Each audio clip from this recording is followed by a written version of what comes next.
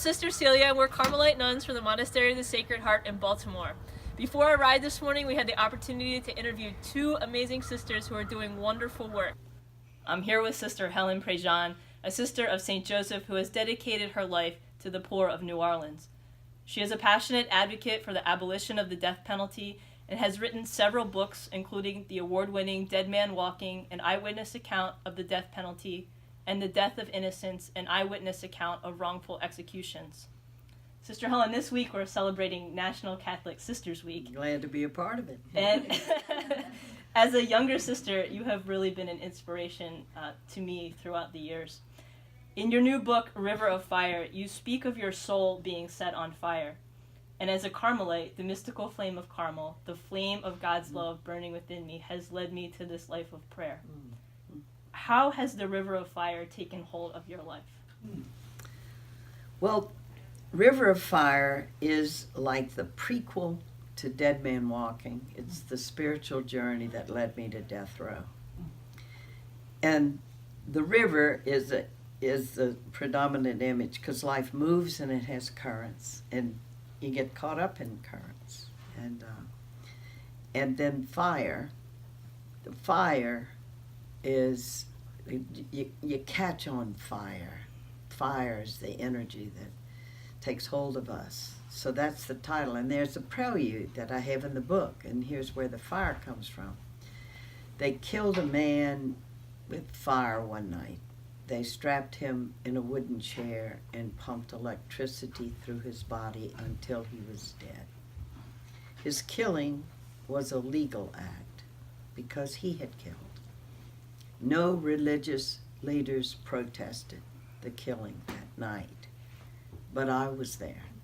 I saw it with my own eyes, and what I saw set my soul on fire, a fire that burns in me still. And now here's an account of how I came to be in the killing chamber that night and the spiritual currents that drew me there. So it's very much the whole thing of currents and following them and the way grace works that we get called into. We get caught in a current. And currents, you know, when you think of the association of community, so I joined the Sisters of St. Joseph, child bride of Christ, 18 years old, had great teachers, knew I wanted to be a nun because I wanted to be a teacher. And they were great. Our sisters were great. They were friendly, humorous, faith-filled, went on bus trips with us they were human and warm and loving. And I went, I could do that. I want to do that. And I never could picture myself like just settling down with one little man, having one little family. Now, I know that's a great, real vocation, and I know you really learn to love in that vocation. But I kind of wanted to go wide, just go wide. And so that I gave myself over to it. And so when you do a memoir like this and tell your story, it's a great retreat because you're reflecting on all the graces of your life. And for me, the key way to talk about grace is what wakes us up and summons us and activates us and puts us out there. And so first it was to understand about the gospel and the poor, because I come from a great life of privilege, and religious life can be that too, because you have everything provided, you have health care, you have a caring community, you get educated. But I was separated from poor people. And it was that Pope Francis is talking about so much now, the gospel of encounter, to get out of the currents in which we normally are, to actually encounter people, and that the church is a field hospital for the wounded.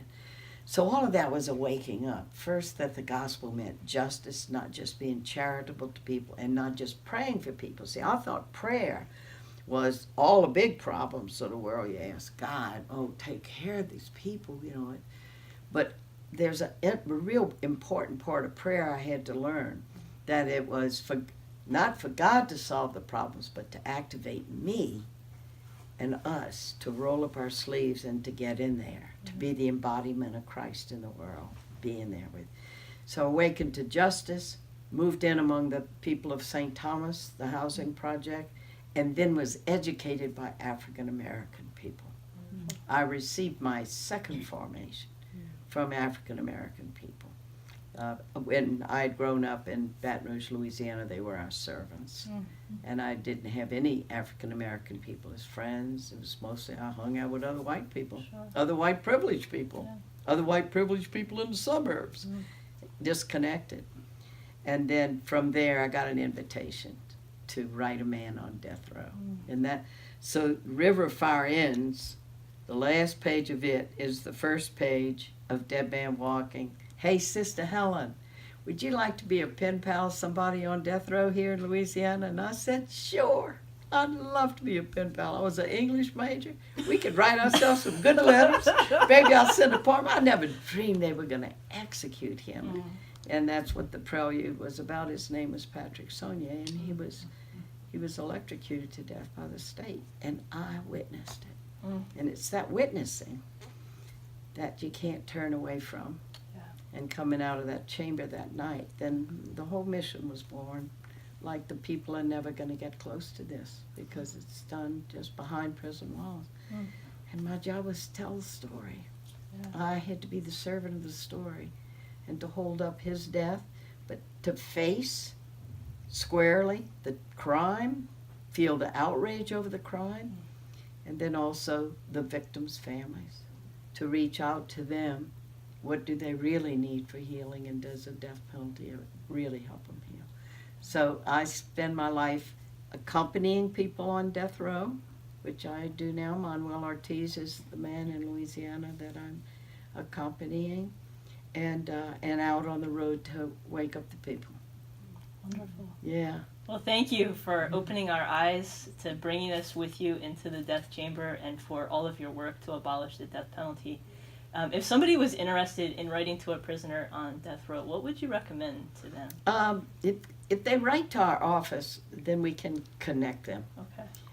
And it's sisterhelen.org. It's H. Prejean at sisterhelen.org. Okay. And Prejean does look like Prejean, so it's Prejean. And then we know where we could send them then. Wonderful, because I know, as a Carmelite, of course, we're very much engaged in the ministry of prayer. Yes, and, indeed. After reading your book and seeing the opera, just continuing to be moved by your passion, I know it called me to want to write to someone on death row. So now I'm currently writing to two people.